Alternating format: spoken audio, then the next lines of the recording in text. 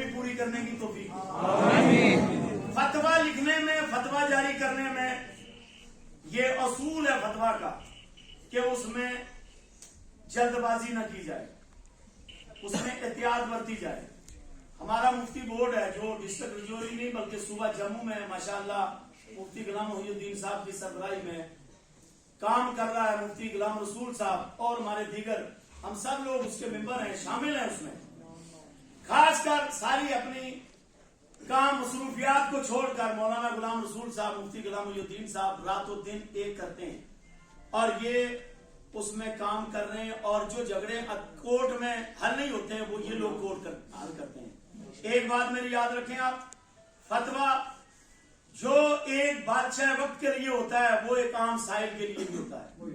جو ایک سائل کے لیے ہے وہی ایک بادشاہ وقت کے لیے بھی ہے۔ اسلام نے بہت سارے ایسے واقعات ہیں، ہاتھ کٹوائے، سنسار کیے گئے، ٹھیک ہے، یہ ہمارا اصول ہے، ہمارے بزرگوں کا طریقہ ہے۔ بہت سارے لوگ کچھ ایسی باتیں خاص کر سوشل میڈیا پر جو لوگ میری بات ریکارڈ کر رہے ہیں، یہ ان لوگوں تک پہنچائیں، ہر بات کو اللہ کا واسطہ ہے۔ اس وقت ملک میں حالات کیسے ہیں، کون سے حالات سے ہم دو چار ہیں، اس وقت ہم ان حالات میں کہ اللہ کا واسطہ ہے چند کتابیں پڑھنی آ گئی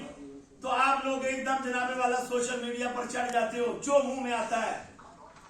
وہ آپ کر دیتے ہیں۔ اللہ تعالیٰ عمل کی توفیق دے، اللہ تعالیٰ ہم سب